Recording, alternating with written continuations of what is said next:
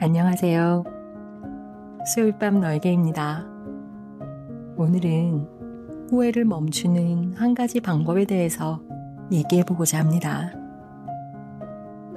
여러분도 그럴 수 있으시겠지만 저도 예전에 이런 경험이 있습니다.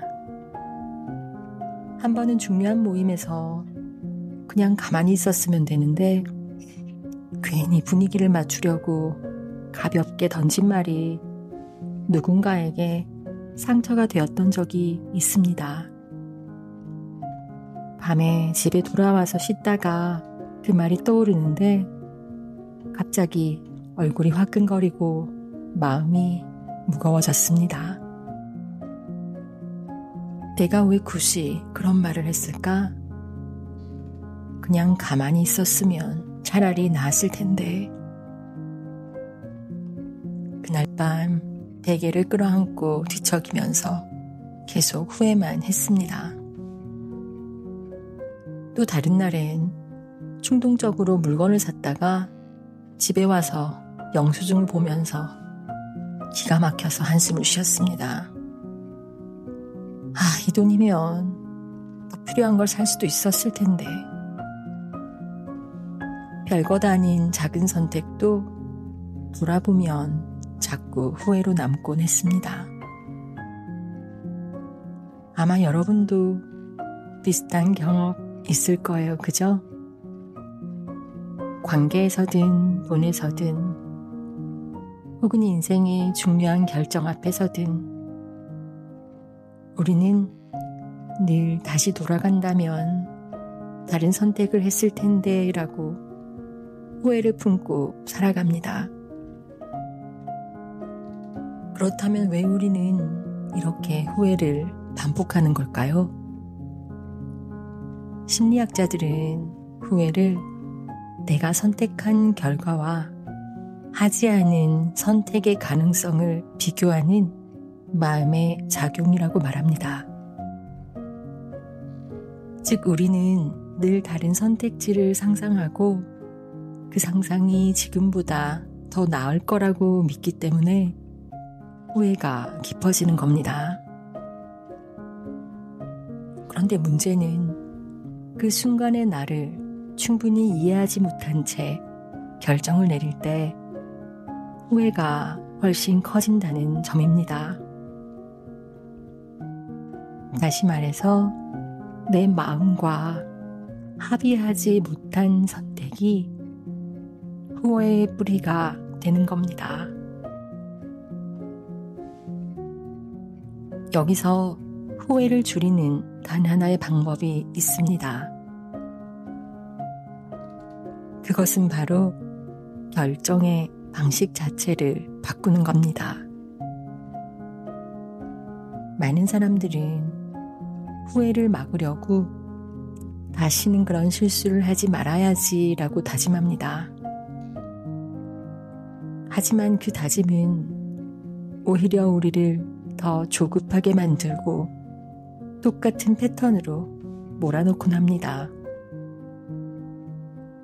왜냐하면 후회는 실수를 했다는 사실보다는 마음을 무시한 채 내린 결정에서 생기기 때문입니다.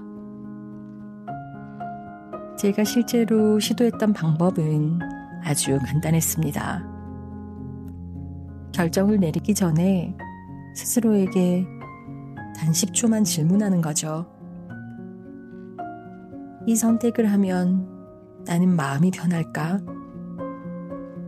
내일 아침에 떠올렸을 때도 괜찮을까? 이거 내가 원해서 하는 걸까? 아니면 남 때문에 하는 걸까?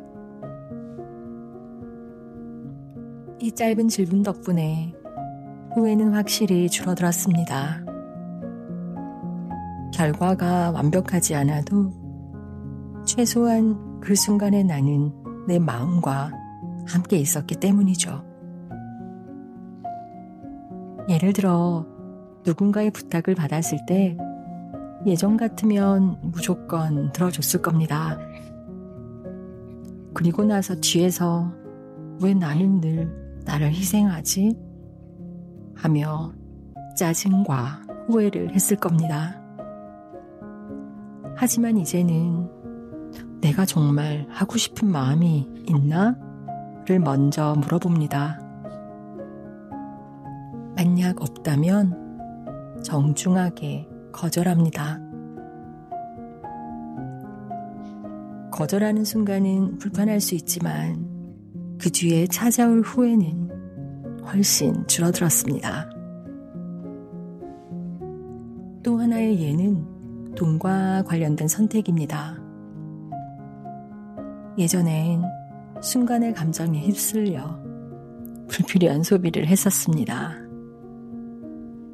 하지만 지금은 이 물건을 사면 내일 아침에도 똑같이 필요하다고 느낄까?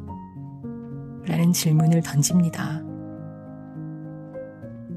이 단순한 질문 하나가 나를 많은 후회에서 구해줬습니다. 후회를 멈추는 방법은 우리가 생각하는 것처럼 거창하지 않습니다. 삶을 완벽하게 사는 것도 아니고 실수를 하지 않는 것도 아닙니다. 단지 결정의 순간마다 내 마음을 존중해주는 것입니다. 내가 더 잘했어야 하는데 그때 다른 선택을 했다면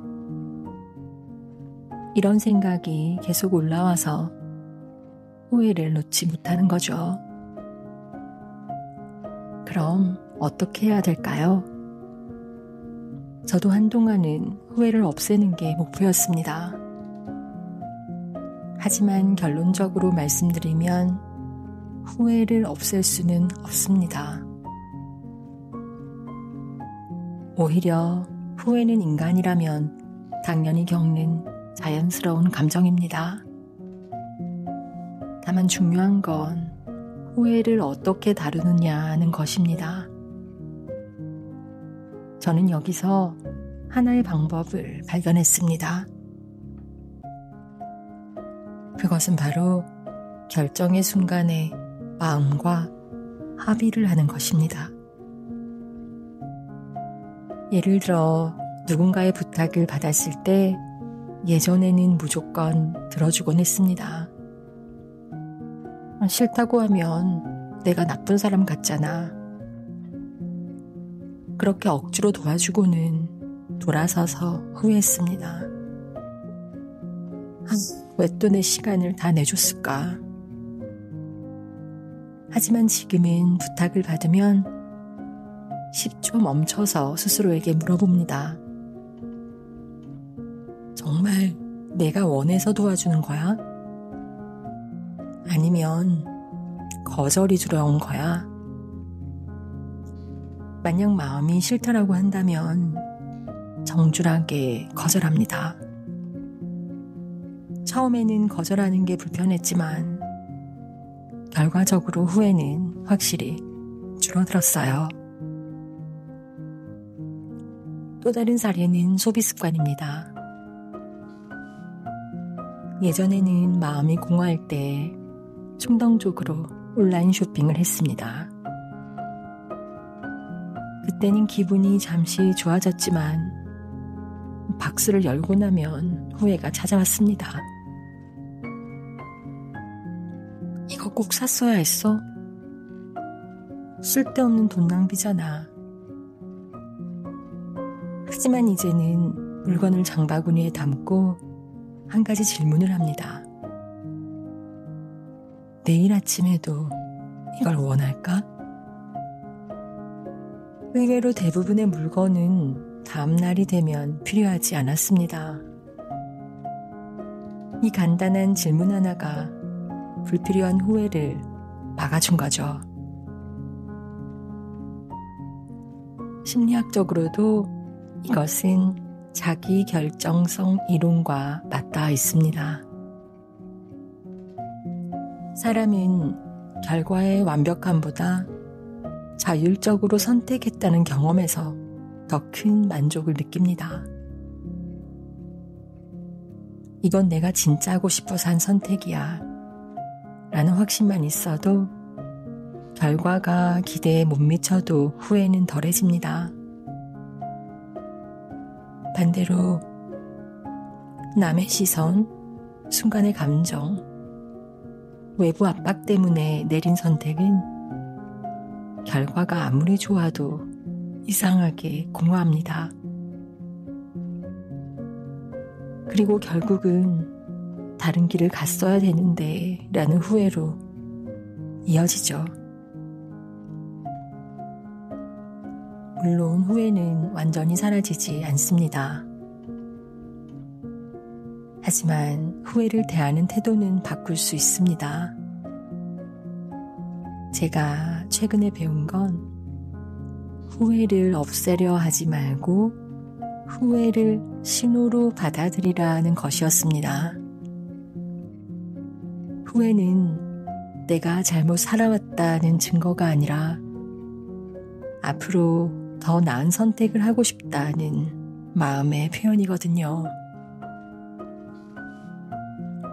그러니 후회가 올라올 때 이렇게 속으로 말해보세요.